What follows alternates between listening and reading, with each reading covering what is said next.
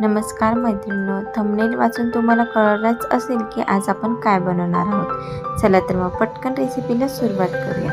तर सगळ्यात पहिले इथे मी एक बटाटा बॉईल करून घेतलेला आहे.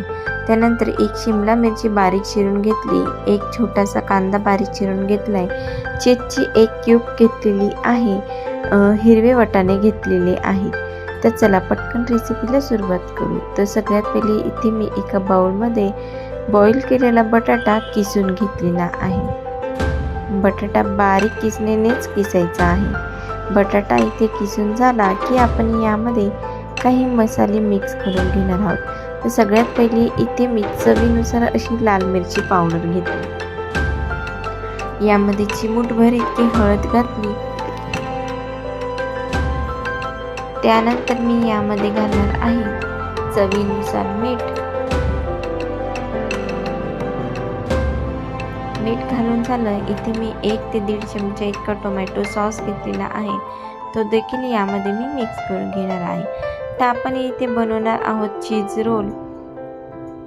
यानंतर मी यामध्ये घातलेला आहे हिरवे वाटाणे, तेही आपल्या आवडीनुसार आपण कमी जास्त यामध्ये मिक्स करू शकतो. बारीक चिरलेला कांदा घ्यायचा आहे. बारीक चिरलेली शिमला मिरची देखील मी यामध्ये मिक्स करून घेते. यानंतर मी बारीक चिरलेली कोथिंबीर यामध्ये घातलेली आहे आणि जे चीज क्यूब आपण घेतलेली होती त्याला देखील इथे मी किसून घेणार आहे. तर चीज आपण आपल्या आवडीनुसार कमी जास्त करू शकतो. तर इथे मी काही चीज हे वरतूनही टाकणार आहे रोलवरती. आता आपण याला मिक्स करून घेऊया. तर इथे मी हे मिक्स करून घेतलेलं आहे. छान असं मिक्स झालेलं आहे. आता आपण याचा रोल तयार करून घेऊ.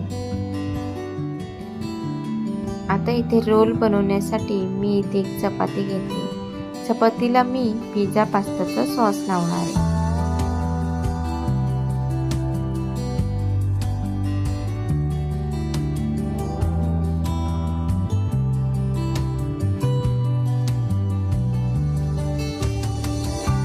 यानंतर आपण तयार केलेलं जे स्टफिंग आहे ते या चपातीवरती पसरवून घेणार.